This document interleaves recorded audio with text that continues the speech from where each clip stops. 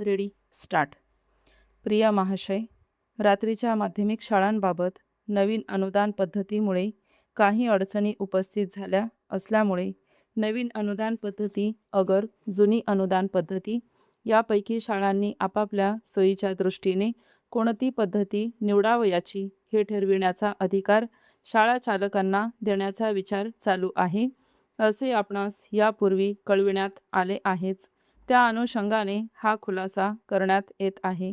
रात्रशाळा ही एक उपयुक्त संस्था आहे. या शाळा चांगले सामाजिक कार्य करीत आहेत.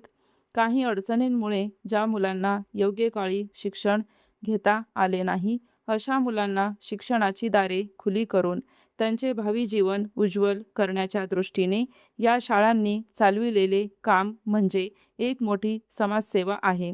म्हणून या शाळांच्या अडचणींबाबत विचार करून त्या दूर करण्याच्या उद्देशाने सन 1964 मध्ये एक समिती नेमण्यात आली होती.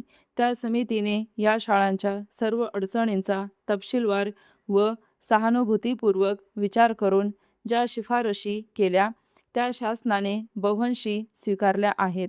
ज्या शिफारशींमुळे आर्थिक प्रश्न निर्माण होत होतो त्यांचा विचार करावयाचा राहिला होता, त्याबाबतही शक्य तितक्या लवकर निर्णय घेण्यात येत आहे. या शिफारशींचा विचार पुढे ढकलण्याची मुख्यतः 2 कारणे होती. पहिले कारण अनुदान पद्धतीत करण्यात आलेला बदल व दुसरे बडकस आयोगाच्या शिफारशींप्रमाणे द्यावयाच्या वेतनश्रेणी. माध्यमिक शाळांना द्यावयाच्या अनुदान पद्धतीत जे बदल करण्यात आले ते संस्थांचा आर्थिक बोजा हलका करण्याकरिताच करण्यात आले.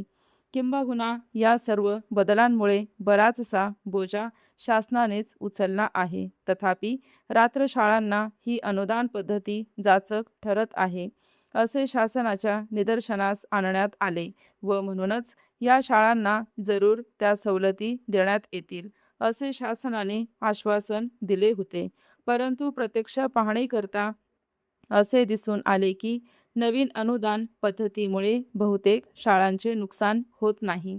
याबाबत रात्रशाळांच्या काही प्रतिनिधींबरोबर चर्चा केली असता नवीन अनुदान पद्धती योग्य आहे व तीच चालू ठेवावी असे मत त्यांनी दिले.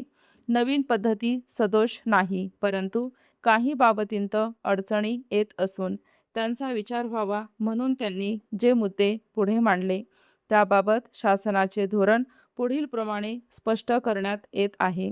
जे विद्यार्थी रात्रशाळेमध्ये वर्षाच्या सुरुवातीस नावे घालतात परंतु पुढे अपरिहार्य कारणांमुळे मध्येच शाळा सोडतात, त्यांच्या बाबतीत अशी सवलत देण्यात येईल की जे विद्यार्थी गैरहजर असतात त्यांची नावे 2 महिनेपर्यंत पटावर ठेवून त्यानंतर त्यांची नावे कमी करावीत व त्यांची या 2 महिन्यांची फी अनुदान निश्चित करताना अनुदानातून वगळण्यात येऊ नये. दुसरा मुद्दा, माध्यमिक शिक्षकांना जशी सुधारित वेतनश्रेणी लागू केली तशी ती रात्रशाळांतील शिक्षकांनाही लागू करण्यात यावी असा होता. त्याबाबत निर्णय घेण्यात आला असून रात्रशाळांतील शिक्षकांनाही दिनांक 1 मार्च 1970 पासून नवीन वेतनश्रेणी लागू करण्यात येत आहे.